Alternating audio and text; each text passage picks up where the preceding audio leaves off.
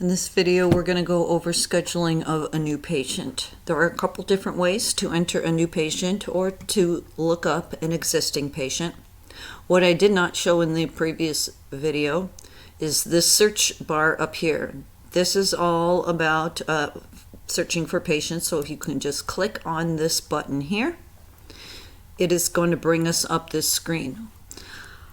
I'm going to double check if Michael Test has ever been seen in our office. He's calling to schedule a new patient appointment. And here are all my patients with the last name of Test. I do not have a Michael, so this will be a new patient to me. I can begin entering his new patient info with either the quick registration or the new patient button. I'm also going to show you another way to access both of those directly from the appointment schedule. By selecting your time slot, right-clicking, go to New Appointment, and this button is the exact same as the one we were in. You can click this here and then click either Quick Registration or New Patient. We'll go over the Quick Registration first, so click on that button. These are going to be the minimum amount of information that is required in order to schedule an appointment. So we're going to make this patient Michael Test.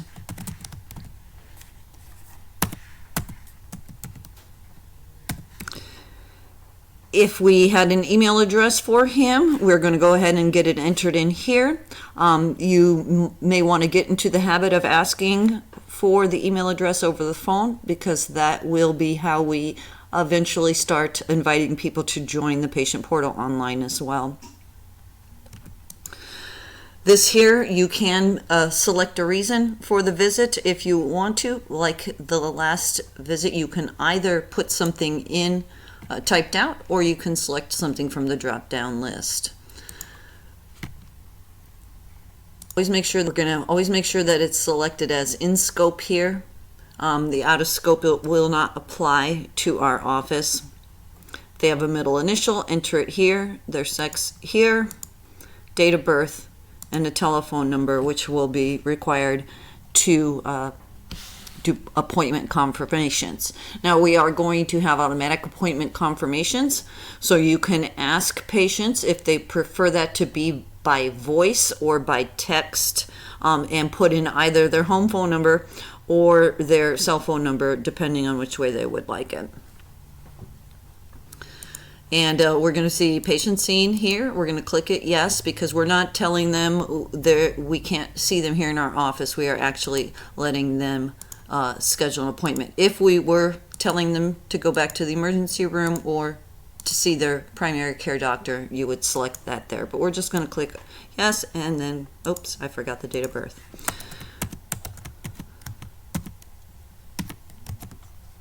So you can, again, select it from the list, or you can use the calendar to direct yourself to the right location, and then we're good to go.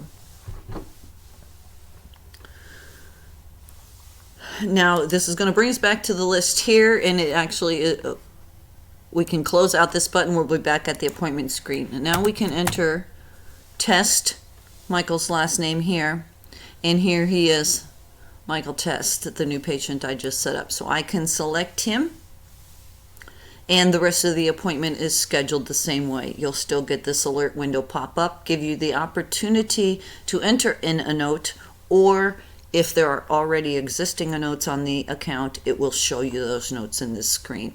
Just press OK or cancel.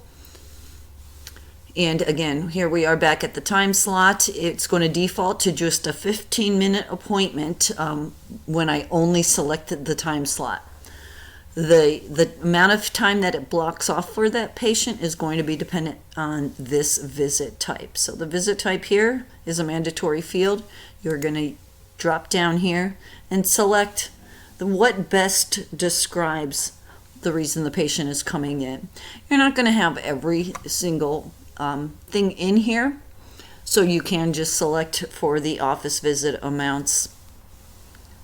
We'll do a 30-minute office visit on this patient as well. Actually, this was a new patient, so we can use our 45-minute new patient office visit. This visit status, I did not mention last time around. This is the status of the appointment at the time. Until the appointment confirmations are done, it is always going to be set at pending. You can manually change this when you do the phone call reminder yourself, and you can select what it is in here, that it's either confirmed or the patient has to cancel or they're going to reschedule. And if it's confirmed, you'll just mark here you confirmed it by voice, or it was automatically confirmed by text. When the automatic appointment reminders are in place, it will be changing these visit statuses by itself. So that would be something that the office staff doesn't have to do until the patient comes and checks in. Again, if it does not pull in a provider and a resource here, you are going to use your drop-down list to select. David is always going to be selected as the provider, and the resource will be depending where we are scheduling the appointment. But again, this one is being scheduled for David, so we're just going to leave provider and the resource as David. If we had a reason this patient was coming in, we could put it in right here. I think this patient has back pain, so we're going to go ahead and just select back pain. In most cases, you can leave this diagnosis option area empty. However, once a patient is established, you could click on these buttons here on the side, and it will bring up a list of the patient's previous diagnosis.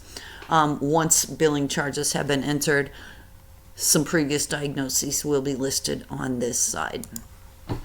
But that's a completely optional field. You definitely do not need to get into the habit of using that. And that is the main things we need for scheduling a new patient appointment through the quick registration. We then just press OK, and it is going to create that new patient appointment for us here. Next, I'm going to go over some more details about new patient entry, and see you in the next video.